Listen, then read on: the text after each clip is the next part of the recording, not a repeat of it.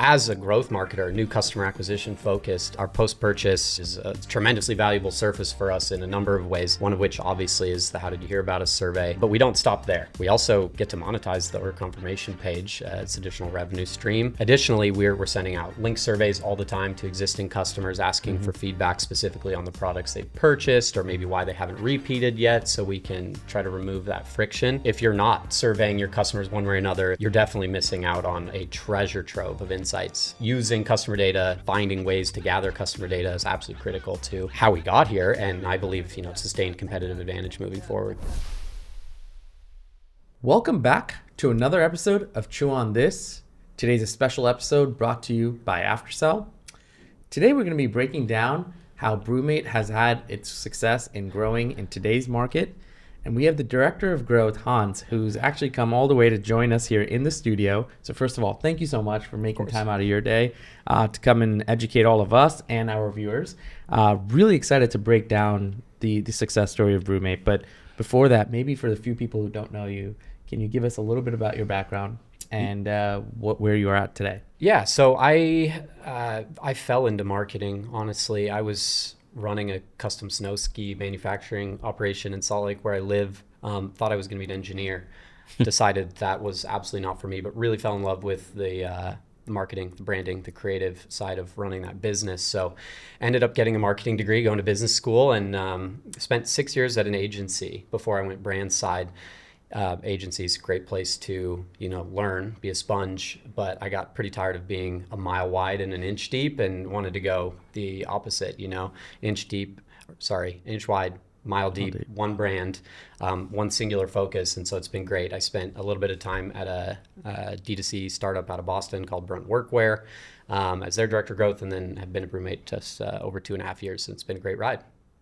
Before we get started, here's a quick thank you to today's sponsor, Aftersell. At AOV, we recently broke 100 million in sales, and I'm going to share one of the mindset shifts that helped us get there. We call it focusing on the transaction moment. It's that point when your customer has their wallet and is ready to buy. Most brands stop right there, but that's actually where the real opportunity begins. We learned this lesson with Aftersell. Since adding their app to our site, we've transformed our checkout experience into a true revenue engine, all while giving customers a more personalized experience they actually appreciate. If you're feeling the squeeze of rising ad costs and customer price sensitivity, Aftersell is the only answer.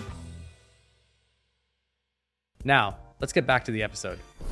Tell us a little bit about the landscape, right? Because I feel like there's been a rise in this category, and it feels almost like yesterday, but it also doesn't, right? It's also been around. You guys have, been growing, and the category's been growing.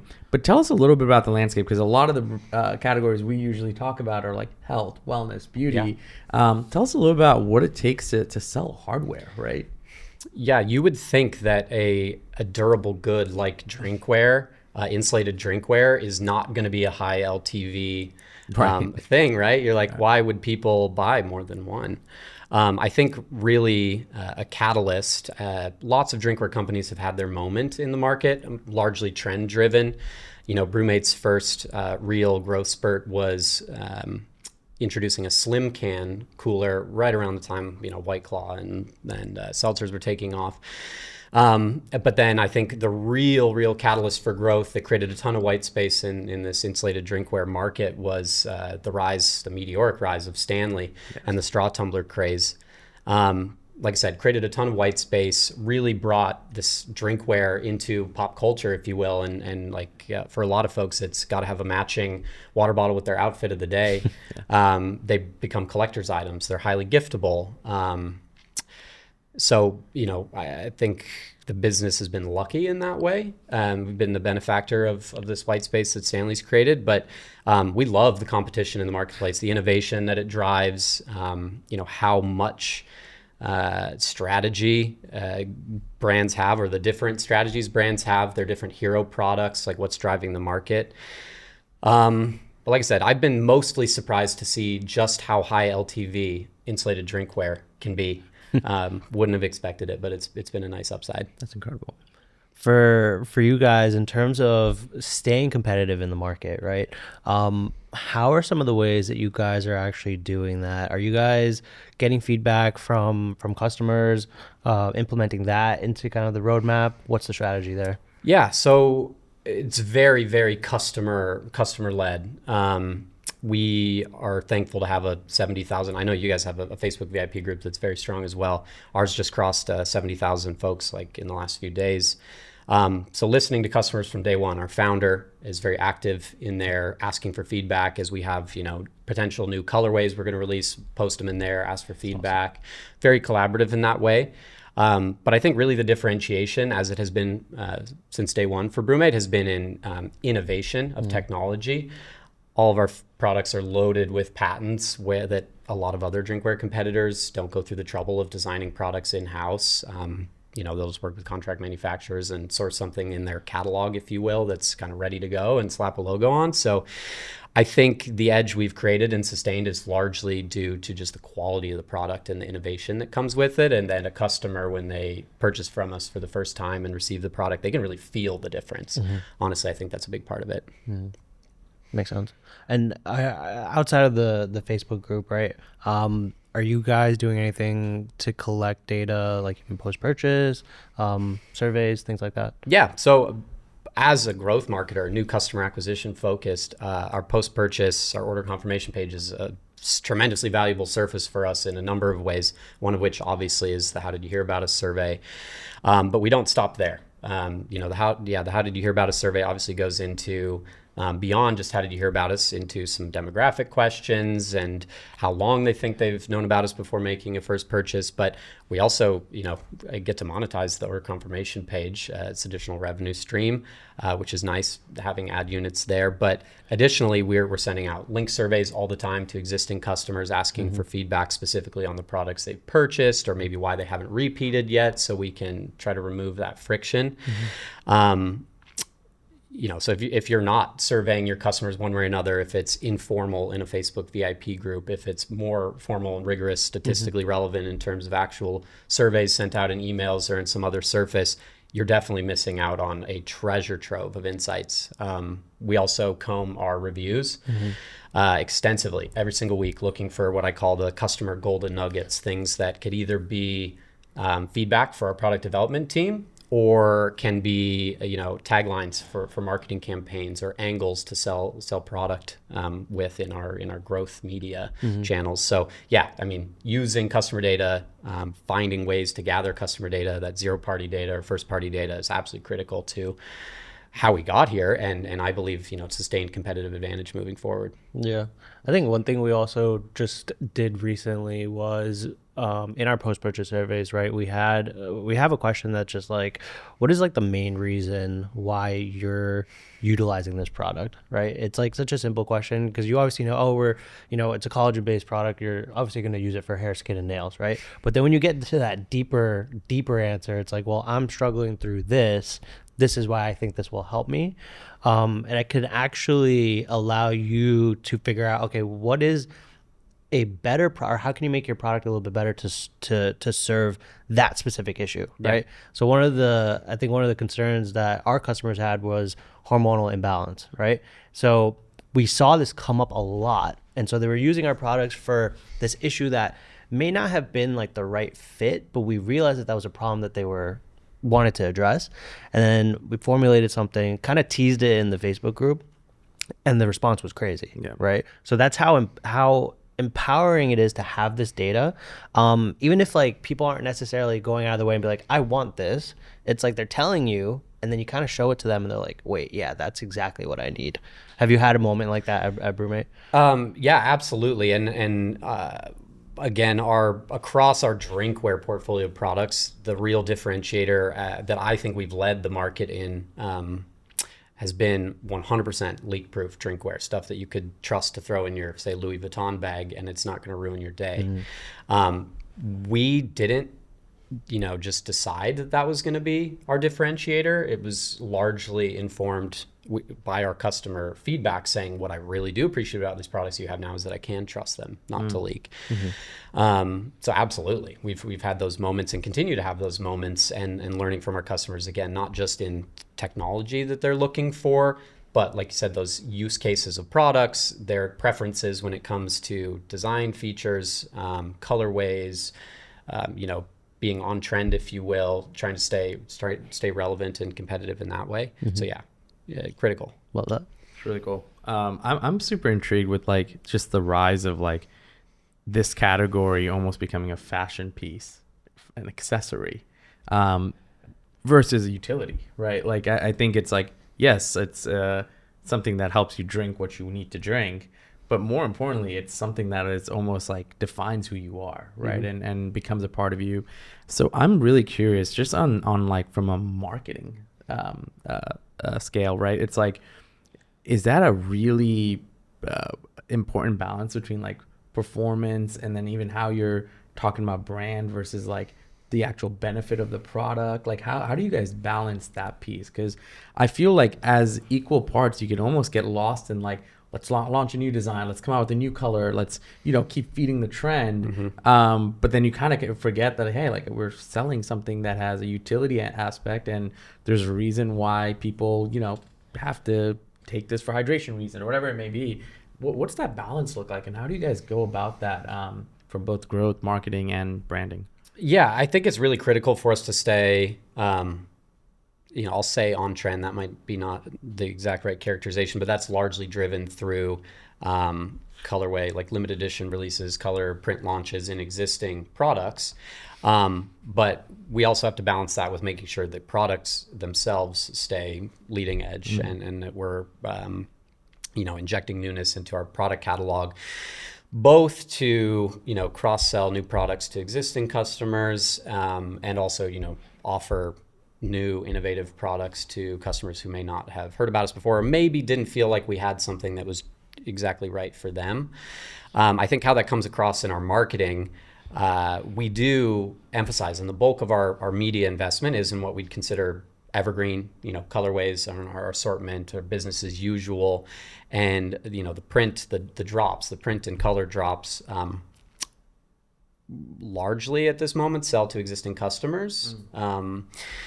And we kind of do that to ourselves in limited inventory buys. So we send out an email or push notification or mobile app, and those things sell, super quickly. I personally would love for us to be able to highlight the limited edition, new seasonal things more in our prospecting. But I would say hopefully what comes across in our prospecting media investment is the ethos of the brand, in that we are on trend. You are not going to look like a fool carrying our product around, that we've got something that is going to accentuate your day-to-day, and brings the features and functionality that you would expect, if you're paying a more premium price point, which we tend to be.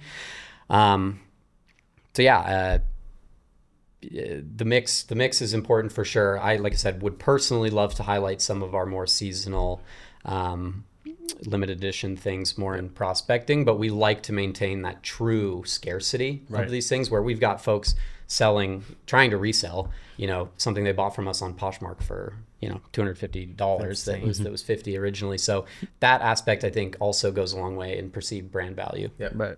Absolutely.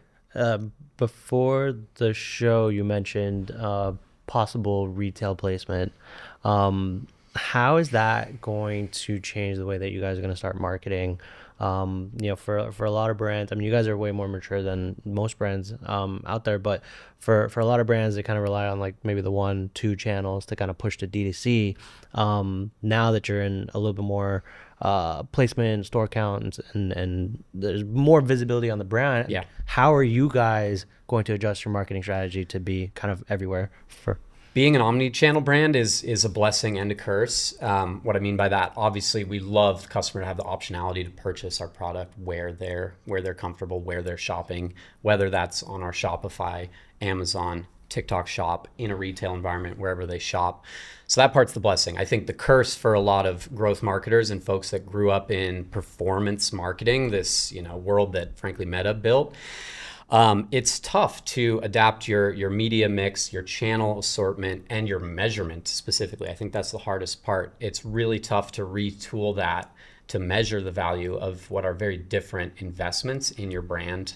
And that comes through in your paid media investment.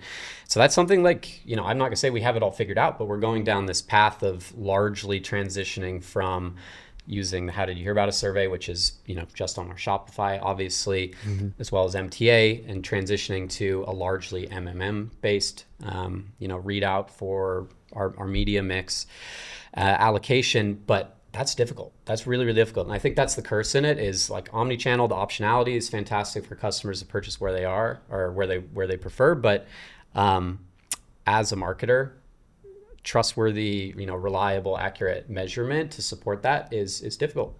Mm-hmm. You guys at some point were actually spending more time on TikTok than Facebook. And I feel like I've seen this shift in real time over even like the last few quarters, where the brands that are doing extremely well on TikTok Shop, are the brands that are actually just outperforming everybody else. And I do believe the shift is happening in terms of like how you're discovering a product, what's kind of pushing you to maybe go and look at other marketplaces like maybe an Amazon, or maybe even the retail side of things. And you can't just rely on like, okay, you see an ad on Meta, you go to the website and buy. Yeah, right. I wish. Yeah, I mean those used to be the days, right? But I'm very curious, like just with the shift in kind of consumer behavior and where they're spending the most time, how are you guys adapting to that? Yeah, I mean TikTok, of course, I wouldn't say is new, but relatively speaking is, the newer serious channel for D2C brands or omnichannel brands to be paying attention to. And TikTok Shop is even newer, right? Launched in the US only in 2023, which is crazy to think about the growth that they've achieved. I've always been a huge believer and proponent in the power of TikTok as a discovery platform. Measuring TikTok, the way you would try to measure meta ads, forget about it. Like couldn't attribute a conversion to save its life. So that's where post-purchase survey in particular was incredibly valuable for showing what TikTok could do for the business, both from an organic perspective, from our influencers and creator partnerships, driving kind of buzz and virality. And then now adding on TikTok Shop as this perfect closed loop for our creator affiliates as well, pushing content from our brand handle on TikTok. But yeah, I've always been pretty TikTok first. And in fact, this Stanley straw tumbler craze kind of originated on TikTok. Yeah. And so that just shows, you can take a business, 10x revenue in the matter of a year or two if you unlock something right on that platform. So it's always been a focus of mine, even before BrüMate. But for BrüMate, unlocking TikTok in the last couple of years has been pretty transformative to the business. Quick break to say thank you to today's sponsor, Aftersell. Let's talk about control in e-commerce, because here's the truth. We spend countless hours mastering marketing platforms we don't own or control. One algorithm change or one policy update, and everything gets turned upside down. That's why we started to focus on something we actually have control over, and that's our checkout experience. With Aftersell, we've built a conversion engine that's immune to platform changes. We're capturing more value from every visitor regardless of what's happening with Meta or Google. Our average order value went up by 15%. On top of that, with optimized post-purchase offers, we're earning even an extra 50 cents per order with Rock Thanks. And on top of all of this, we're seeing better conversion rates, even with higher cart values. Let that sink in. Stop pouring all your energy into external platforms and start maximizing what you actually own. Try Aftersell free for 60 days. It's time to take control of your growth. Now, let's get back to the episode. I'd love to jump in a little bit deeper into like touching on the influencer and creator piece. A lot of us sometimes look at it and say, it costs money to send product. And I think for you guys, that cost is much higher than what we even sometimes find ourselves complaining about. I'm curious, give us a little bit about the identification of what gifting really means for you guys. How do you really back out those costs? How do you think about it? We've had a few really good perspectives on this on our podcast of we had someone like Jolie, founder, who came, who just gives shower heads to people who even have one follower, because they're like, hey, if you can introduce one person to the brand, I've made my ROI. Then there are people who are like, hey, we're very selective and only giving it to people who fit this criteria.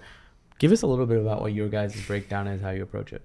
Yeah, I'd say first and foremost, it's an ever evolving strategy, and we try to just be data informed in making those decisions. A couple things specifically I'll call out. TikTok Shop, you almost have to be willing, in my experience and in talking with other brands, you almost have to be willing to do mass sampling to achieve this critical mass where the shop can build revenue somewhat organically. Of course, you're largely paying affiliates for that, but also affiliates is a great model. Pay for performance is a great model. We love that. So if you set your commission where you're meeting your contribution margin, you can scale that to the moon. It did take an upfront, initial investment that we weren't totally sure. We had a good idea. We were hopeful it would pay back, but weren't totally sure.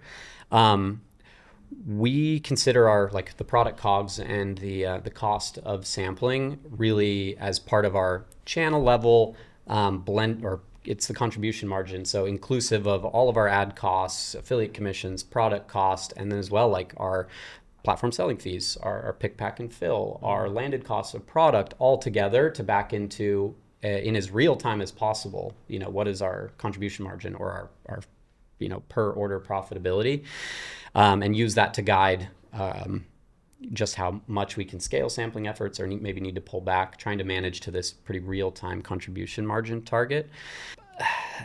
I wish there was a better answer, for just organic influencers in general, whether on Instagram or TikTok. It's an iterative process of learning who a good creator is for your brand. You're probably going to take some swings and miss.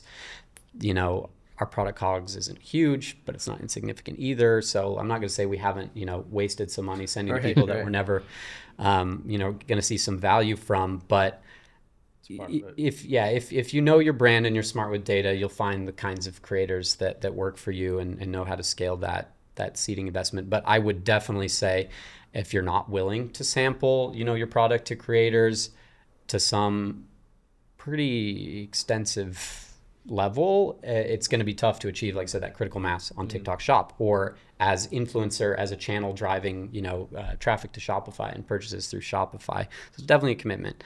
One thing that I really like recently, TikTok Shop unveiled, it's been a little while, but refundable samples, which I'm really bullish about, where somebody can pay full price for your product on TikTok Shop, and then you set a parameter for if they generate X number of purchases, they'll get their order refunded. So from a risk perspective, you just set how many orders it's going to take based on your AOV for that sample to make sense, and you can set that and just let it go. So we've been seeing these refundable samples start to come in where folks are willing to take that risk on themselves, the creators, really cool. To push the product and earn it. If they want their order refunded, they got to earn it. That's amazing. Yeah. I love that. I want to shift to maybe more of the direct to consumer on maybe the Shopify side, right? You guys prioritize, and most brands should be doing this, but prioritizing first order profitability, right? For something in the category that you guys are in, right? I would imagine is difficult unless you have more of a robust strategy in terms of figuring out AOV, improving conversion rate, and obviously figuring out how to create that arbitrage between media buying and actually selling a product, right? Would love for you to kind of dive into some of the strategies that you guys are leveraging to maintain first order profitability. Yeah. First and foremost, it's trimming the fat, if you will. That's easier said than done, but a lot of businesses, especially if they're not using data to its fullest potential, are probably wasting money on non-incremental ad investment, right? So we have a rigorous process or operational process of incrementality testing. I I spend a lot of my time focused on media measurement and incrementality. So I think the first thing is to be confident that your media mix is actually driving incremental results and trim the fat, like I said. If you feel confident that your media mix is in a good place and that you've trimmed the fat there, other things we look at, which is crazy, the growth marketer's talking about this, a paid media guy, but we're looking inside the organization for operational efficiencies. Can we get better, rate cards from shipping and fulfillment partners or 3PL? Can we improve our product COGS? Because at the end of the day, that just frees up dollars for incremental media investment. At least that's how we look at it. But then I think the crux of it, again, to talk about the importance of data, is we've spent a lot of time as an organization building in as near real time as we can a tracker that the daily level, the granularity of a daily level, what our first order profitability looks like, ingesting all of that landed product cost, pick, pack, and fill, our current day CAC number, whatever it is that we're considering to back into. It's contribution margin, contribution dollars, but at the end of the day, whether you're making money or losing money on those acquisitions. And so if you're flying blind, that's going to be really tough to do. Or if the granularity at which you can pull that, say, first order profitability is maybe only monthly, it's tough to steer the ship, within a month to know, you've probably got a good feeling for the business, but to be fairly definitive about whether you're on track for whatever goal you've set. So starts with data. Starts with trimming the fat. Starts with trimming the fat and then ends with having good data to back up, what additional media investment you may have to meet your goal. I try to treat every extra, few cents or dollars of profitability we can as then incremental media investment. Try to reinvest that in the business. I would rather, as a growth marketer, do that to try and grow the brand than to just stack a whole pile of cash. But I know different brands have different priorities, so they may treat that differently. How about the actual funnel itself? Like, how are you guys getting creative there in terms of trying to get people to shop for more than just one item or getting AOV up? So the shopping for more than one item, AOV up, largely bundle strategy. Thankfully, a lot of these limited edition colorway releases or print launches, folks naturally are purchasing more than one product because they kind of want to have this whole family. They want to have their water bottle. They want to have their, coffee mug matching. Thankfully, that drives a lot of AOV. But being smart about bundles and positioning bundles that are natural, like we have one called the Mini and Me bundle where it's a 40-ounce straw tumbler, but then our 12-ounce kids straw tumbler. So like very complementary products if you're a parent with a small child. So trying to find bundles that are very natural, that don't even feel like a forced, sell. As far as the funnel goes, still, I think a lot of the traffic that we drive is through hero products. Like, I don't think we do a super great job at having a very diverse product assortment in our prospecting. It's still largely hero product driven, but then we try to do everything we possibly can once we've captured a phone number or an email or get somebody to download our mobile app, or just through retargeting and paid platforms to expose them to the width of the product catalog as we're nurturing them towards purchase. And even post first purchase, then the real focus on driving LTV is to get folks cross category. We sell coolers. That's the ultimate goal, is to get somebody to go from a $45 straw tumbler to a $400 55 quart rotomolded cooler, right? So that's, I think, a lot of our focus in building LTV and getting folks indoctrinated in the brand post that first purchase, where it is a little bit lower AOV, but we still, make our money. We still try to stay profitable to some extent on first purchase, so we know we're getting paid back, but then really ruthless focus and execution when it comes to cross-selling into other categories to building that lifetime value. It's actually brilliant. Great insight so far, by the way. I want to touch a little bit on, this. We're talking about this first order profitability piece. When you're looking at channel expansion, right? I think there's, I don't know how you look at all of these different channels, where you look at AppLovin, or you look at even, Rock coming out with their Rock Ads product, or you look at Comcast offering, TV credit. Like, there's a lot of different ways you can go about looking at channel expansion.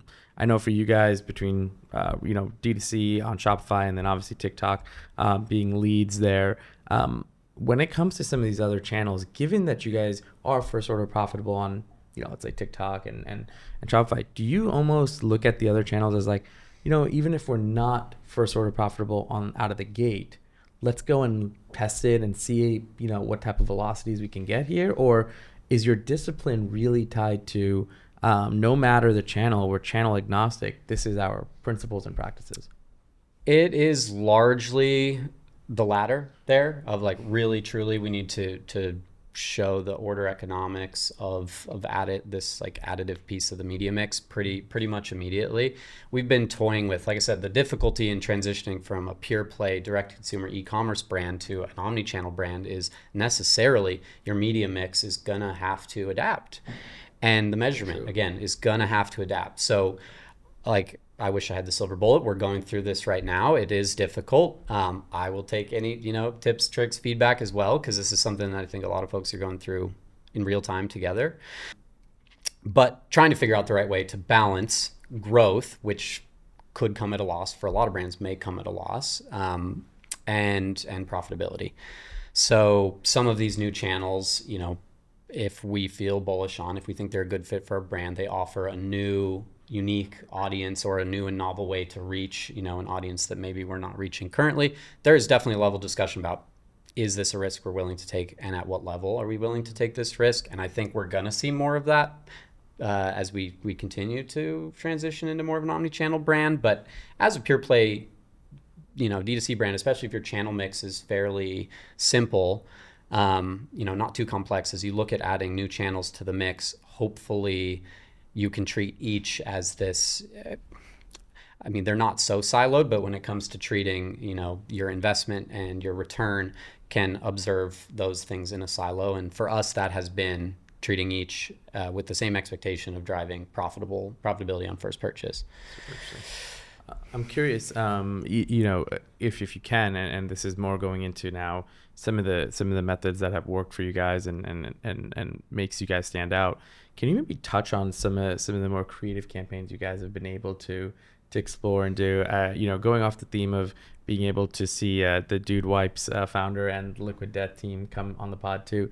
They've talked about a few campaigns that really stood out, things that really work, that maybe are different from the usual ways that marketers are going about brand marketing and performance marketing right now. Anything that sticks out for you guys that you guys did that was really creative in the last 12 to 18 months? Yeah. Like I said, the giftability of our product and the occasionality of our product really benefits us. We have a lot of opportunities to lean into beyond just like Mother's Day, Father's Day, your holiday, like Q4 moments, Christmas, Hanukkah, whatever. Other moments, like right now, one of our top performing campaigns, and for the first time, we've tried it a few times, but have really tried to figure out how to see success, has been our wedding gift guide. Gifts for groomsmen, gifts for bridesmaids, gifts for wedding guests, and like these pretty unconventional. They may be, sometimes they say like the riches are in the niches. Like they may not be outwardly very attractive opportunities. They may be smaller campaigns, but they're really unique and interesting things that we don't see competitors leaning into. Some of our competitors lean really, really heavy into customization, laser engraving on products, and like that's got to be a massive part of their business. It's one we'd like to figure out too, but I think some of our most creative campaigns have been recently, like I said, wedding gift guide, but then we did produce what is a brand campaign with like TV spots late Q3, early Q4 last year that we called Undeniably Different as a tagline to differentiate our product, highlight the kind of suite of features and technology that we think really made us stand out.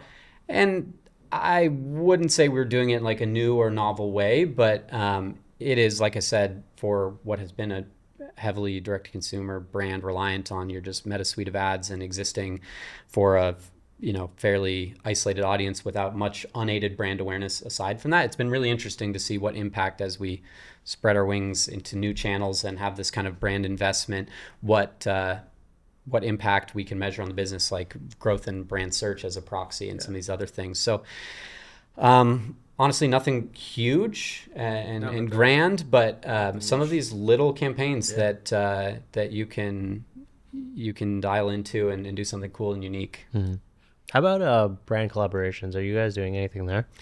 Yeah. So brand collaborations, we definitely do. Our most recent one was with an athleisure brand, also based in Denver, Colorado, where our headquarters is, called Vitality. It's like a women's athleisure brand. And so I think the trick with the brand collaborations is trying to find what are truly synergistic from the audience perspective, product assortment, synergistic brand collaborations. We've done some really fun ones that, I could call out, like Raising Cane's, where Raising Cane's had, their whole Raising Cane's emblazoned BrüMate assortment, like in their flagship stores in New York Times Square and other places. And like, those are cool. Yeah. But that wasn't necessarily something, brand new or novel. It was just skinning existing products with like a new finish and selling them. But we definitely plan to do, because we see the value in more and more of these brand partnerships. So like I said, the most recent was with a clothing brand who we felt like their audience was pretty synergistic to ours, and we were planning to use Shopify Collective to dual expose products on each other's websites. We couldn't figure it out in time, so that's still it's a bit complicated when your organization is more than just Shopify, when you got ERPs at play and all sorts of different integrations to worry about. But that was the idea, is to assort their clothing on our website and vice versa. They would have our drinkware on their website. So still some opportunity there, and we've got some hopefully exciting brand collabs coming up later this year. That's awesome. I think the key to the brand collab from my perspective is, again, what are they going to offer from an audience perspective that's going to be new to you? That's where the opportunity is attractive. If there's a super heavy audience overlap, it's cool, but it may not be driving net growth. New. It's net new. So we try to look at who has an audience that is maybe in the same walks of life, shares some of the same, lifestyle traits, but probably or may not have been exposed to our brand through our own media investment. I'm curious on, shifting a little bit of gears into what you're looking at in terms of when you look at the ecosystem right now, and how things are kind of going around with market sentiments and consumer sentiments. How do you guys kind of look at that, and how do you pierce through that noise, right? Because I think it's easy to look at it and be like, oh, well, people aren't buying right now, and kind of look at that and say, well, that's why performance is where it is. But then there's also places where you guys are piercing through and growing and breaking through that noise, and almost would make it seem like the market looks great. How do you guys tell us a little bit more about the day-to-day of that? Because I'd love to know, like, almost be a fly on the wall in your guys' org and see how you guys break through that. Because I think a lot of us, including our listeners, we're always thinking about, how do other people tackle this problem? From pure play prospecting point of view, market conditions can definitely throw a wrench in things that you may not be able to entirely avoid. I'll touch on some things that we think we're doing to cut through. I'd say in times that may be troubling or less suitable for new customer acquisition, leaning on your existing customer base is immensely critical to the health of your business. Usually that returning customer revenue is really high quality revenue, really high margin revenue, comes through channels that, our own channels don't necessarily have a paid media investment the same way that, Meta ads do, TikTok ads do, Google ads do.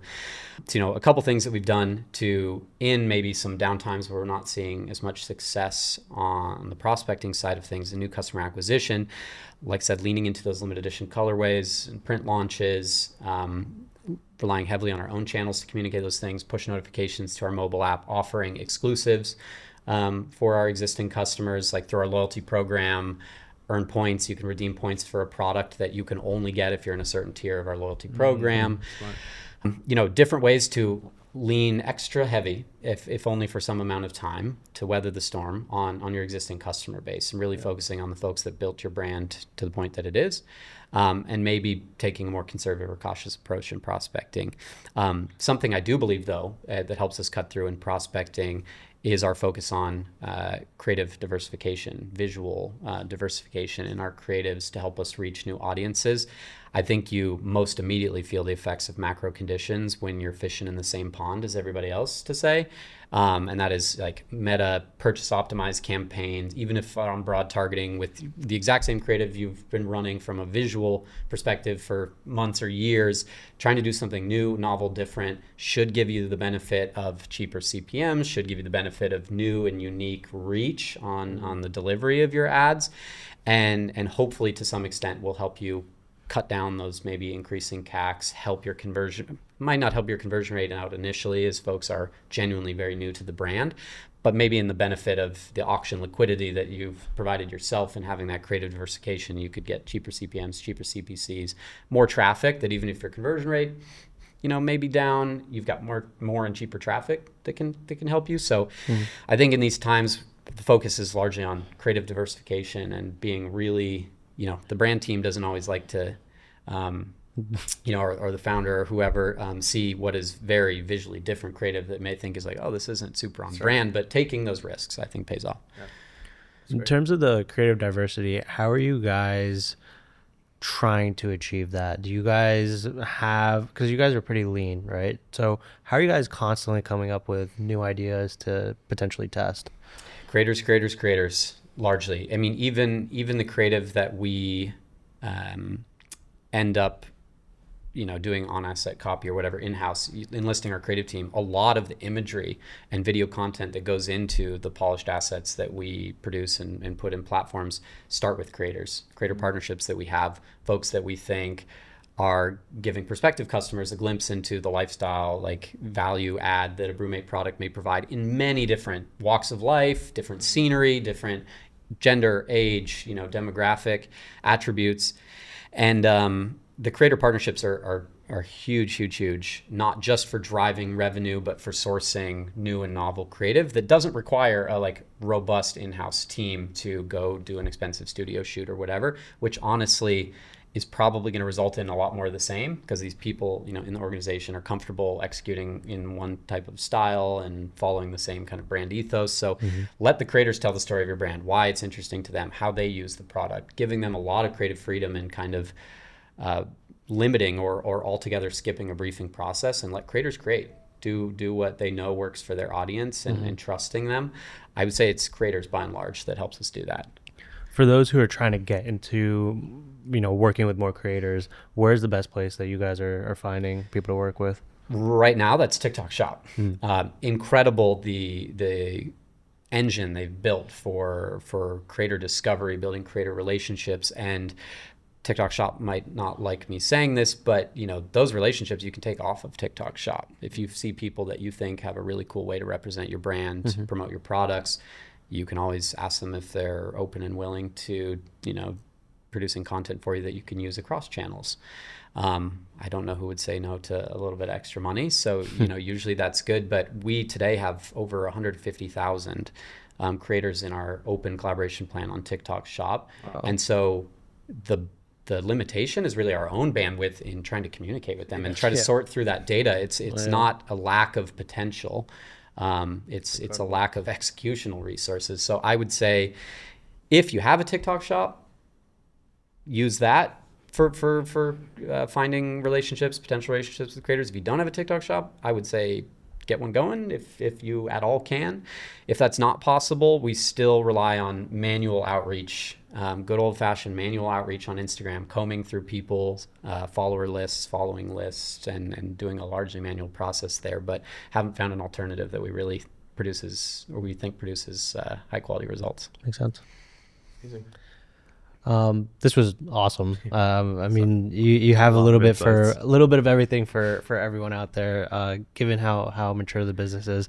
But if you had to give one piece of advice to the listeners and watchers, one thing to implement in their business starting today, what would that be? For me, I think we're in a time where profitability is more important than ever. I've talked to a lot of my friends and colleagues that echo that sentiment. And for me, the crux of it is having high quality data to inform those decisions. So if you don't have some kind of near real time, or as near real time as you can get, dashboard that helps you understand the costs that come with new customer acquisition, your real time marketing costs, your real time product costs, your real time fulfillment costs, anything else you consider to back into a contribution margin that you need to, at the end of the week, month, year, quarter, whatever it is, meet your goal and maintain a healthy business. If you don't have that, that should be, a huge focus for you, because that for us has really provided a solid foundation for us to be able to grow on. True on that. If you want more from us, follow us on Twitter, follow us on Instagram, follow us on TikTok, and check out the website chewonthis.io.